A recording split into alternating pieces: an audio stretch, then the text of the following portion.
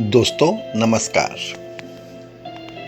Open secret में आप लोगों का स्वागत है। मैं आपका दोस्त आशीष चांद। दोस्तों आजकल हम लोग कथा उपनिषद साथ साथ पढ़ रहे हैं। ये है इस पे हमारा 63rd वीडियो 14-63। आज हम लोग इसकी वर्स 2-2-8 देखेंगे दोस्तों। दूसरे चैप्टर के दूसरे सेक्शन का 8वां श्लोक। What remains when body is dead? Context यहाँ पे है when knowledge dawns।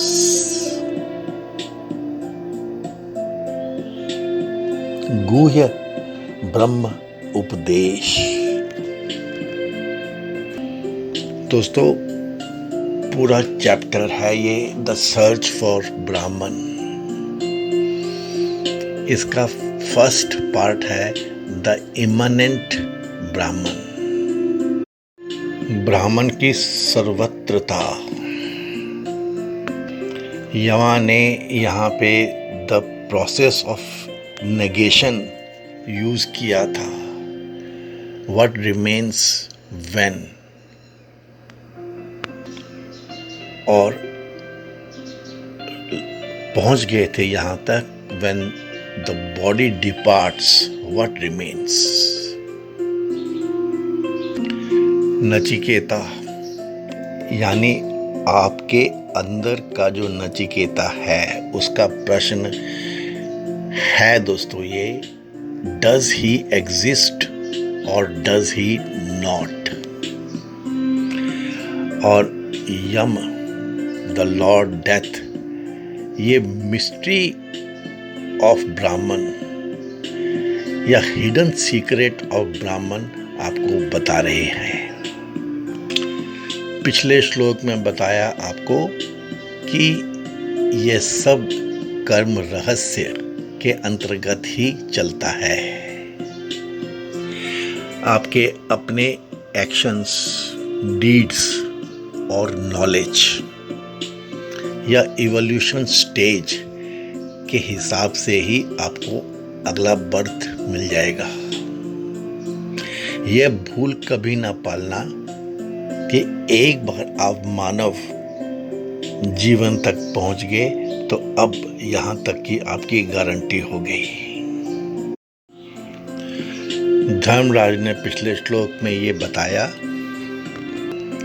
कि आपकी देह के मर जाने के बाद जो आपकी इच्छाएं हैं, जो आपके एक्शंस का रिजल्ट है और जो आपकी नॉलेज है, कितना आपने गेन कर लिया, वो सब जीवित रहता है और जल्दी ही अगली बॉडी को ढूंढ लेता है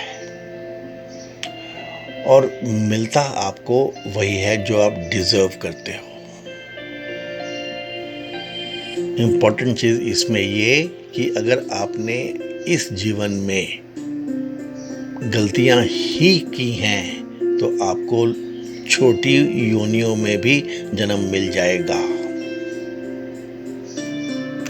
और अब बता रहे हैं कि what happens in case when the knowledge has dawned.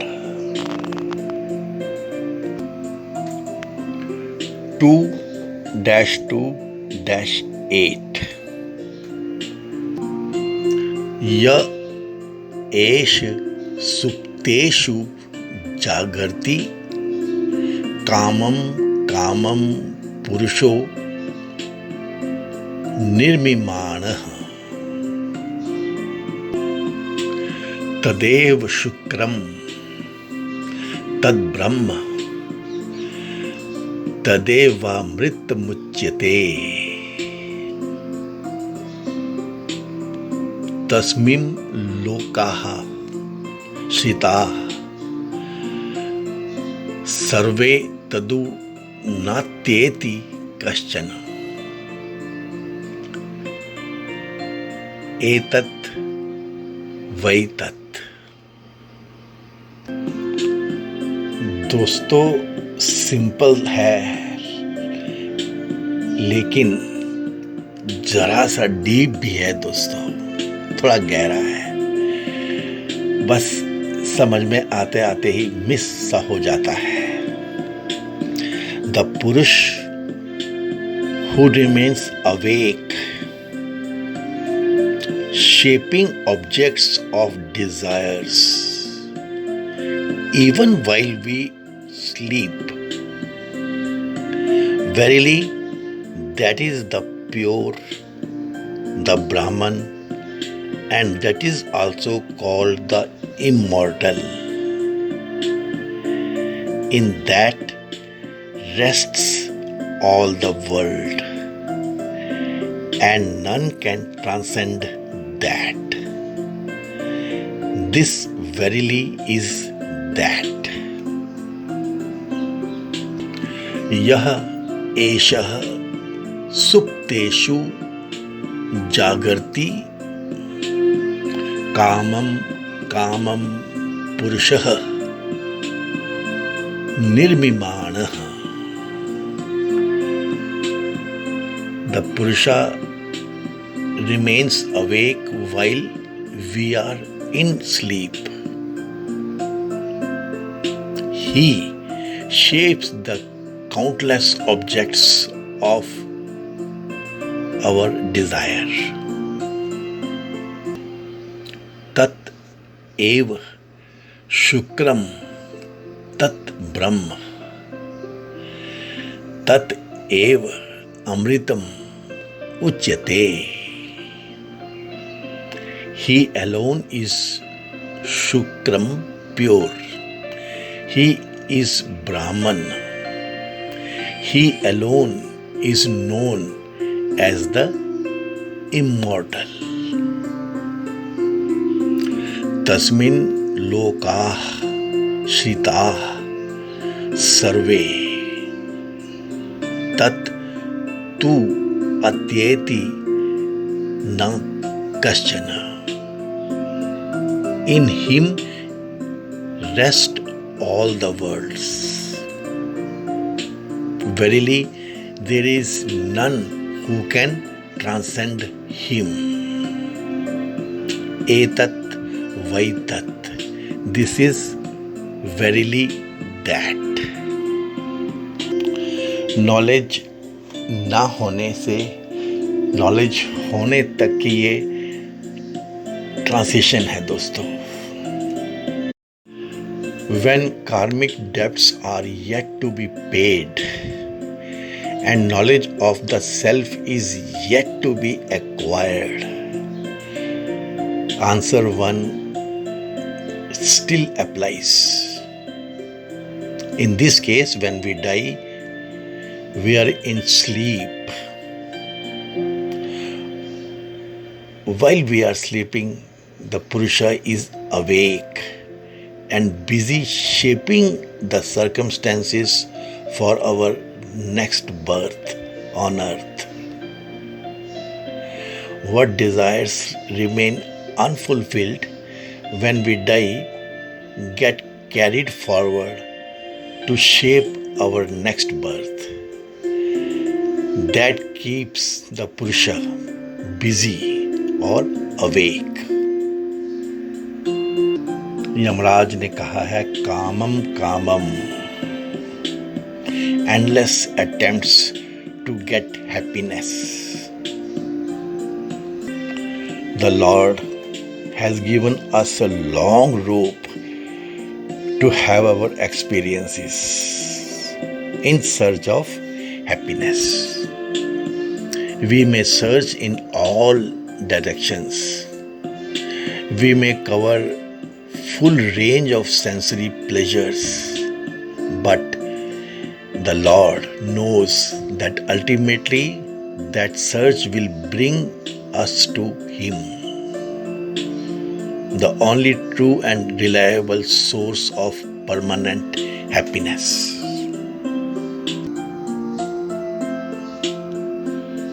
दोस्तों, यह है गुह्य ब्रह्म उपदेश जो पहले यमराज ने कहा था ना, अब उसे बतला रहे हैं।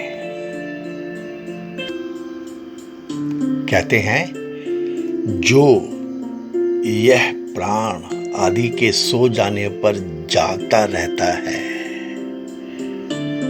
उनके साथ सोता नहीं है। ये ना सोकर फिर क्या करता रहता है? इस पर क्या बता रहे हैं यमराज? दोस्तों, यह है बहुत गहरी बात कि अविद्या के योग से ये काम, सेक्स आदि अपने अपने इच्छित अभीष्ट पदार्थों की रचना करता रहता है और उन्हें निष्पन्न करता हुआ जागता रहता है। फिर क्या बता रहे हैं कि वही शुक्र है, वही शुद्ध है, वही ब्रह्म है, उसके भिन्न और कोई गुह्य ब्रह्म नहीं है। उसे ही सभी शास्त्रों में अमृत कहा गया है, अविनाशी कहा गया है। यही नहीं, उस ब्रह्म में ही पृथ्वी आदि संपूर्ण लोक आश्रित हैं, क्योंकि वही सभी लोकों का कारण है। उसका कोई भी अतिक्रमण नहीं कर सकता। निश्चय यही वह ब्रह्म है। This is what we know once we have the proper knowledge. यहाँ नॉलेज का मतलब दोस्तों ब्रह्म विद्या है। इसीलिए मैं तो ओपन सीक्रेट में हमेशा यही कहता हूँ कि धन्य है हम जो प्रोफेशनल भी हैं और भारत में पैदा भी हुए हैं। कब तक हम इस चीज से अवगत नहीं होंगे? बिल्कुल यही बात यहाँ पे धर्मराज बता रहे हैं। Should we succeed in clearing our karma debts so that the balance is nil, and should we become established in knowledge of the self? ये दोस्तों स्वाध्याय का महत्व तो यदि अभी भी समझ में ना आए तो फिर तो हम बहुत दूर हैं दोस्तों। Then we merge completely into the immanent reality. This is the answer to what remains when man is dead. It is nothing short of self-realization itself. It is the ultimate goal of life. And Yamraj has said, the nature of the reality to be attained is Shukram Amritam Shrita, purity, immortality and dependability. These are the basic attributes by which Brahman is known by our intellect. There is nothing beyond it. यही है life का पूरा सार, यही है संसार का पूरा सार। The spiritual quest ends here. This is the Mahavakya of this Upanishad. This is verily that, namely Brahman. दोस्तों, ये है immanent Brahman. The secret to attain it lies in developing the subtlety of vision to discern, to discriminate the real from the superficial. यह ability दोस्तों आती तो है by making the intellect extremely subtle and pure. To succeed in achieving such an intellect, we need to live in such a way that all our karmas, actions, मन, कर्म और वचन तीनों के they gets annulled, and our intellect is firmly rooted in the self-abidance. दोस्तों इसमें कर्म योग, भक्ति योग और ज्ञान योग तीनों की जरूरत पड़ती है। ऐसा तो आप कभी ना मान लेना कि एक तरह के योग से ही यह कभी भी आपको मिलेगा। भारतवर्ष में ऐसे जीवन की कल्पना नहीं की गई है। सारे स्क्रिप्चर्स में यह सिंपल सीक्रेट बार बार बताया गया है। यही वो सीक्रेट है जिसके बारे में नचिकेता ने अपना तीसरा वर मांगा था। This is the Brahman for whose sake Nachiketa spurned the whole wide world of pleasures and power. आज हम लोगों का भाग्य था दोस्तों कि हमने उस सीक्रेट को जाना। There is a typical reason कि क्यों यह सीक्रेट हमेशा अननोएबल रहता है, क्योंकि we are acting in this world drama, and we are acting in this world drama so well that our dramatic life only becomes our truth, and we have forgotten that we are only acting.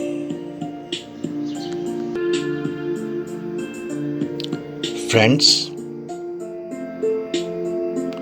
the waking state world of sense objects and their cognition are not possible without the presence of pure intelligence within us. और ऐसे ही हम ये जान चुके हैं कि dream world would not have been available for our experience had it not been again lit up by the same intelligence.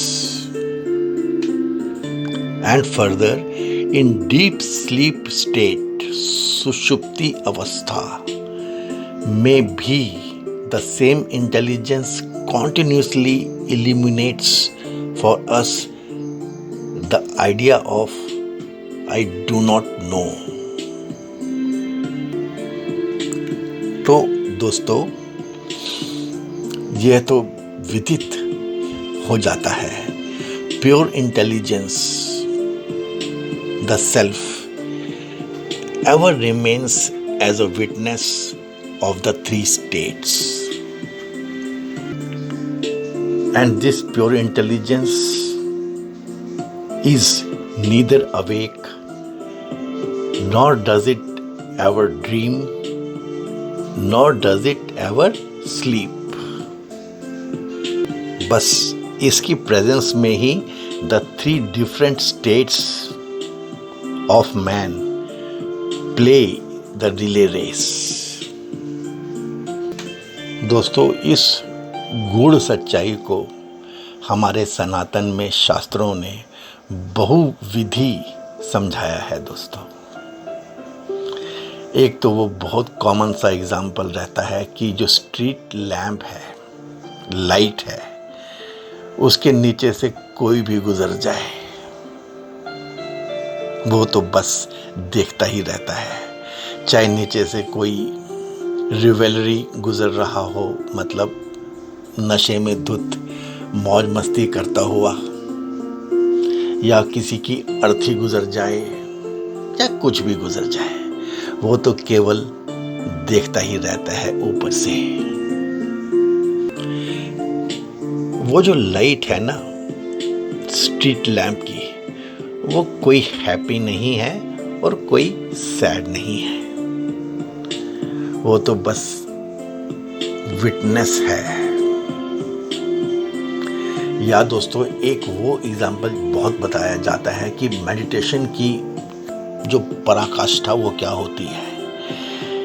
कहते हैं कि आप नदी के किनारे की तरह बन जाओ, और ज़्यादा आप नदी के बेस की तरह बन जाओ। ऊपर से नदी बहती रहती है, जाने क्या क्या अपने साथ बहा के ले जाती है। आप तो सिर्फ दृष्टा हो, देखते रहो देखते रहो। आपको जीवन की लीला पूरी की पूरी समझ में आने लग पड़ती है। Similarly, the intelligence that reigns within us illuminates for us the world of waking state, the world of dream state, and that of the sleep state, without itself ever undergoing any of these experiences. दोस्तों, किसी विद्यार्थी को पढ़ाने के लिए गुरु जाने क्या क्या टेक्निक्स यूज़ करता है। कुछ पढ़ाना हो तो शुरू में तो एग्जाम्पल्स दुनिया में से ही लेने पड़ते हैं, नहीं तो क्या समझ में आएगा किसी बच्चे को, ये तो हम जानते ही हैं। वैसे ही दोस्तों, जो ये उपनिषद होते हैं ना हमारे, they always adopt the method of raising a seeker into the highest realms by explaining to him the truth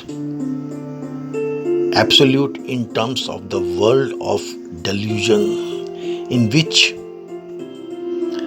we are well versed, and of course at the moment of our approach in the feet of our Guru. We are not unaware of the three planes of consciousness through which we daily pass. रोज हम इसमें से गुजरते हैं दोस्तों। This waking state, जागृत अवस्था, स्वप्न अवस्था, और सुषुप्ति, deep sleep state.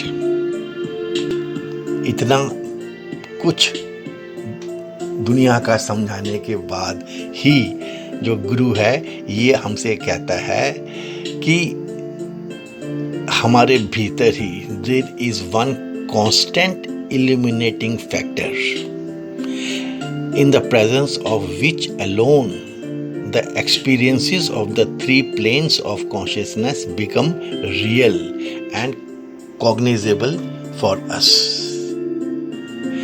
It must necessarily be easy for us to feel for ourselves intuitively the factor, the eternal self. और आगे ये भी बताते हैं, क्योंकि ये जो सेल्फ है, it is not polluted by our criminal intentions, our lusty desires, our jealousies, and our selfishnesses. Just as the street light is untouched by the varied scenes it comes to illuminate, बिल्कुल वैसे ही जो ये आत्मन है ना, soul witnessing factor, ये pure है, शुक्रम है। अमृतम है ये, इमॉर्टल है, श्रिता है, डिपेंडेबिलिटी है इसमें। हमारे सारे संसार इसी में निहित हैं, इसी में रेस्ट करते रहते हैं। तो ये है दोस्तों इस श्लोक की brief explanation. I am very sure you would have liked our explanation of this verse. Please give this video a like. Please share it with your important contacts. Please help us in enlarging our viewership. Thanks friends. हे पूर्ण परमात्मा, पापों का कर खात्मा, विश्व बने धर्मात्मा, सब है तेरी आत्मा। May God bless us all. Thanks friends.